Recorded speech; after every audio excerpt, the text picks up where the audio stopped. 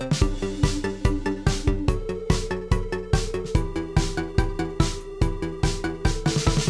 welcome to Nigeria Super Fans Forum's brand new program yesterday at the World Cup. Of course, we kickstarted yesterday when we looked at the game between Ecuador and Qatar. That was the opening game of the 2020 FIFA World Cup, in which the host, Qatar, became the first country in the history of the tournament to lose their opening game. Welcome wherever you are joining us around the world. My name is Olafemi Ashaolu.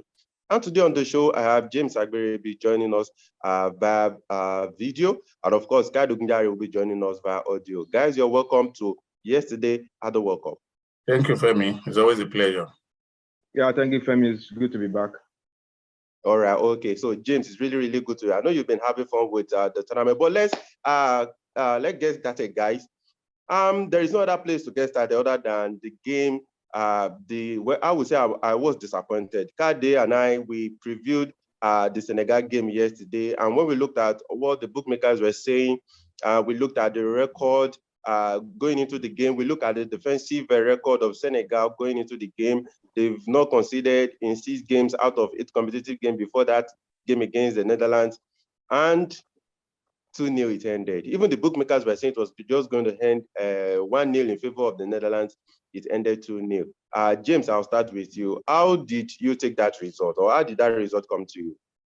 Well, it didn't come to me as something that I expected, because following the game, you want to give kudos to Senegal, most especially where you know that they are not with their talisman, that's the money, and they were able to hold their own all through till the 85th minute when everything just went south. I mean, it wasn't something that I really, especially when you look at the way they played against Netherlands. They played with guts, they played with confidence, they played with everything. I mean, they expressed why they are African champions. But I think it's something that I think is common with Senegal now, even at their last World Cup in Russia. They have this tendency of always conceding goals towards the end of the game. I mean, I think it's about their money now. I was expecting that, okay, if you cannot win this game, why not just settle for a draw at least? Because they will play against Qatar. So with the 1 point going into the game against Qatar, so I expected, I believe that they will beat Qatar, but I wanted them to pick something out from that game against Netherlands, even though they're not going to at least a point. But I mean, the things just went out towards the end of the game. I mean, Mendy, before the World Cup, we've been saying that Mendy's form might come back. So, so at the end of the day, I mean, the first goal, even the second goal was another terrible hack from him. I mean, as a goalkeeper, the reigning FIFA goalkeeper of the year, punching the ball right back into play for somebody to come, and I mean, it wasn't a good one at all. So for me, I in terms of the balance of play, they matched the Netherlands. They matched them in every aspect of the game.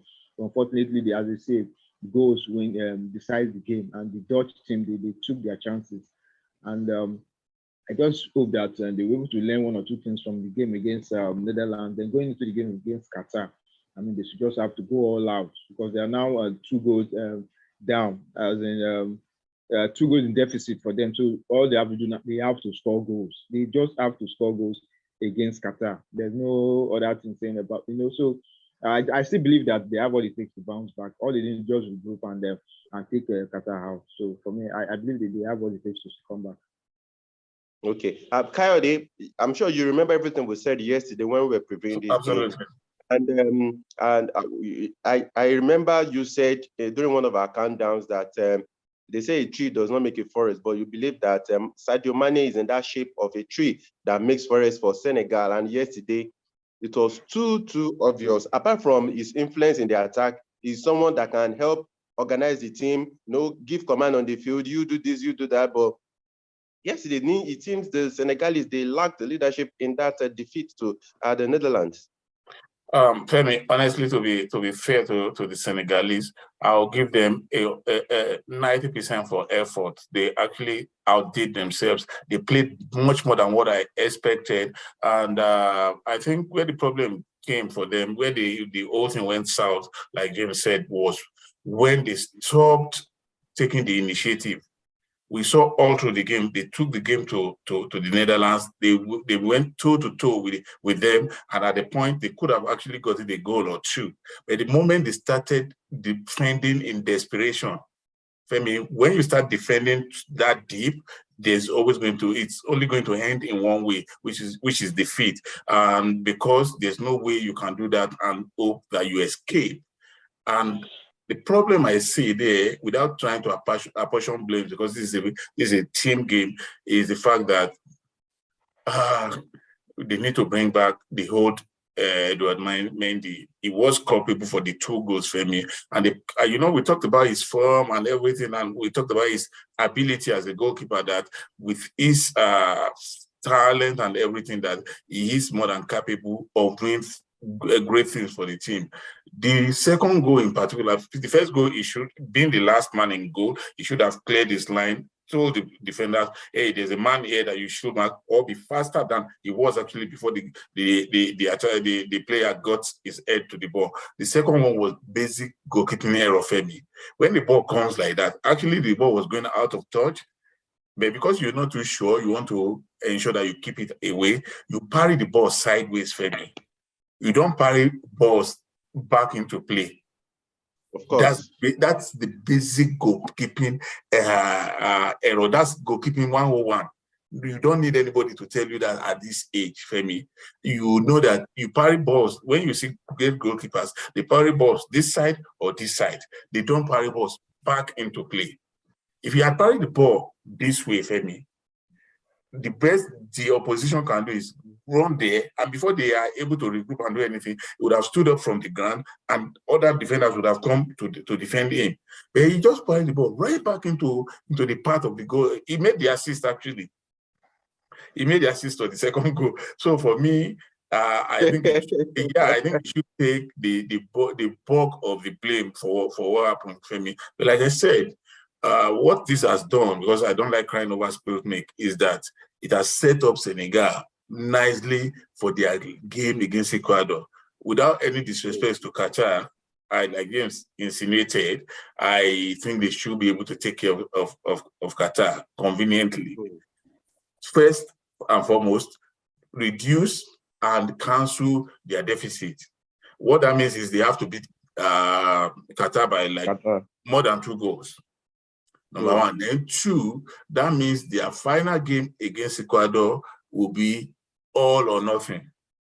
Yeah. It will be all or nothing. And that will happen. They will do themselves a favor if they are able to beat Senegal, Qatar handsomely.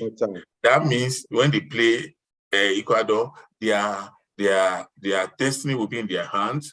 And if they played the way they played against the Netherlands against Ecuador, I want to harbor a shred of hope that they could actually make something out of the game. If, and this is a big if, Mendy comes to the party, because he's a factor now. We have to also, I don't see the coaches dropping him. It's still going to be number 1. But if he doesn't come to the party, then there's a big problem. Very big one. Okay, Kyle, the way you've painted the scenario now, it's really a very dangerous place to be, because at this point anything can just go wrong, and things might not just go in your favor.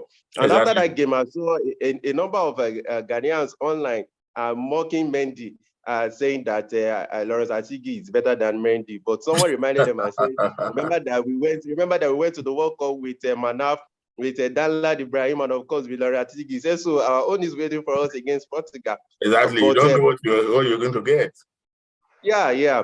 But James, but now Senegal is like Kayode. I remember the last time Kayode said in the order of rating, Senegal will be the number 1 on his list of the 5 African representatives to do well at the tournament. And now, if the highly rated Senegal have started the game, the campaign of the African teams in the tournament this way, apart from Ghana, I do not even see any hope anywhere for Africa. What do you think, James? Do you think things can still turn around? Well, one thing about football is about shocks. Some of the things that we feel might not be able to live up to expectation. Maybe at the end of the day, they might now come up to the party. I can't rule out Cameroon, although they have a very difficult group. Brazil, Switzerland, and Forgotten the other team now. That's a very So tough. you think Cameroon can get out of that game? Of It's that group possible. rather. I do not see any possibility in that. Anything is possible. Anything is possible. Aside Brazil, it will be a very big task for them. But if they bring their A game in the other games against the Switzerland, and I believe that they can pull out something. So that's just for me. Senegal, fine. Like I said, they struggled. But in terms of play, if they can bring that same play against the Netherlands in their next two games, I mean, who says they are not going to qualify from that game? So then for Ghana, I think it depends on what they do against Portugal. That's going to be the decider for them. If they start on losing notes, it might go on to affect them, but they go into the next two games under pressure. So for me, let's just keep an open mind. I hope that the game that Senegal played will be the kind of morale booster for the other team.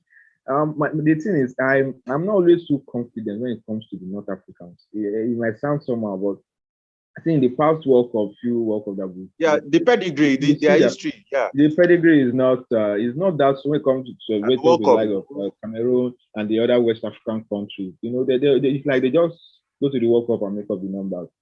Most especially team like a Tunisian team, for example. They won a game at the last World Cup. That was against Panama. They still went out to. They went out in the group stage. They've never been to the round of 16. Morocco, the last time they got out of the group stage was in 1986. So Algeria too got out of the group in 2014. But in terms of general play, I think the West is always there for we saw what Senegal did. So let's just hope that this is not going to be a terrible World Cup, and the defeat suffered by Senegal will not be the factor for that, because everybody just keeping them that they're the only African team that expect to go far. But I just hope that they're able to use that defeat against the Netherlands to motivate themselves and show, because in terms of performance, they did. If you look at the game in general, I mean, you know that they did very well. Just a lack of concentration towards the end of the game. So I'm still confident in the way that African teams can still do something. But Kayode, let's look at it. You mentioned that Senegal need goals at this time. And yesterday against the Netherlands, I didn't see that click at the front. Of course, we know that they are dealing with the absence of Sadio Mane. But now they need goals. How do you think they will be able to do that? They need more than enough goals against Qatar. They will also be needed that against Ecuador. But how do you think they can do it? Because yesterday, I was looking so much to Ismail Assar, but he couldn't come to the party. Oh, Femi, I do not agree with you about Ismail Assar. And I think I want to take back some of the things I said against the young man in the last program. I actually saw that he tried stepping up to the plate for Senegal. What they lacked was communication between him and his strike partners. Femi, if you go back, click, I didn't see that click that I was looking for. Yeah, listen, I saw him more than 1, 2, 3 times trying to play a quick 1-2 in the Dutch 18-yard box. He would like lay up the pass, run into space, expecting a return pass. That didn't come, and that's where I felt they missed Mane. A Mane in that team would have done that time and time again. And if they had gotten like 2 of those, things would have been different. If they had actually gotten a goal when they were ahead, pressing the Netherlands back at every opportunity, if they had gotten 1 goal, Femi, things would have been very, very different for them. So if the coaches look back at the tape, see what Ismail Assar tried to do against Holland, and they are able to talk to the other guy. And also, the other guy, I think that was Bar, also impressed me. Although, like I said, coming into a game like that, being a feeling for the great Mane is always going to be more than problematic. Everybody expected him to play at the level of Sadio Mane, which he couldn't do. So if they're able to feed Ismail Assar against Qatar, they will be dead meat. Just once he plays that 1-2 in the box, you feel he puts the ball to you, runs into space, you give him a return pass. If Qatar also play as bad as they played against Ecuador in their first game, there's nothing stopping Senegal from scoring as many as 4 goals. And they are capable. And I'm sure that even the coaches know what is at stake more than we do. So they will try as much as possible to ginger the team, tell them that you need to score goals, because this competition is turning out as one that is likely going to break the goals record for the World Cup. Because if after 4 games you've seen like almost a dozen goals, that should tell you something, that there could be goals in this tournament. So for me, I want to see Ismail Assar lead the attack again. You see more combinations, see much more teamwork between him and his teammates. And I also must applaud Koulibaly at the heart of defense for me. What he did was more than what I even expected for a player. He showed how important, how intelligent he was against Holland. So against Qatar, forget the home support and everything, they should, for me, they should be able to easily override the Qataris. And for me, I am not, if you ask me, despite losing that game, for me, they have shown that they truly deserve to be African champions. If all the other African teams play like that, and this brings me to what I've always told you, Femi, that I am much more concerned about performance. I told somebody immediately, I think that was on Twitter or Facebook, I said, even the Netherlands will go back to their hotels knowing that they just went through a game. They just played a game. Forget the result. I mean, they are happy they got that result, but they will know that. They got the experience of Louis van Gaal. The body aren't touched them for body now. They knew that they actually played a game. So I think that's the most important thing. Even when you lose, because it's bound to happen that sometimes you lose games, let the opposition know that they deserve to win. Femi, compare what happened yesterday. I'm not trying to compare apples and oranges with the performance of the Super Eagles against Portugal, even though that was a friendly game. Oh. You understand? So for me, if a team plays well and they lose, I will take that over a very insipid, limpid performance, and you are able to get a win. So for me, it's about the performance. Leave everything on the pitch. Let everybody, even the opposition, say, oh boy, this guy is really stretch us. That's what matters for me. So I'm not disappointed. I am happy for Senegal that they are capable of showing something like this. Now, Femi, it is about consistency. You cannot show that against Holland and go to Qatar against Qatar and you begin to play also. And drop the level. Consistent. You have to show that what you showed against the Netherlands was not a mistake. That you can turn in this performance every day. So kudos again to Senegal. Kudos to them again. But like we say, as for the North Africans, I have said this, I am sorry if I'm wrong. I hope they prove me wrong, but I do not retain any form of hope in the North Africans. Okay, so of course, like we said, we will be previewing the game between Tunisia and Denmark later. That game will also be taking place today. And guys, let's go to the other games that were played yesterday now. Maybe finally it is coming up now. England 6, Iran 2. Well, I do know. I saw your post on Facebook after the game, and you're saying that for people's sanity, they should avoid the English press for now. Yes, but I didn't see that score line coming because I was expecting maybe more fight from the Iranians. James, quickly. Yeah, I wasn't carried away by the result. I expected them to win. So they just did the normal thing. England, Iran. I mean, I remember the Iranians, they lost their first choice goalkeeper. So maybe that was another reason why the goals was, taken to the hospital because he suffered the concussion in that game. Exactly. So not taking anything away from the English side, you have to whatever is put in your front, you have to take care of business, which they did, and they were able to score a lot of goals. Takao scored a brace, so it was a good one for them. But it's not yet time to start calling all the best musicians. Maybe you're calling the whiskey and the Burna Boy because we defeated Iran. Everybody expected England to beat Iran. We've seen all these things before. The last World Cup, most of the games that they won, and part of the reason why Kane became eyes those he was scoring against the likes of Tunisia, Panama.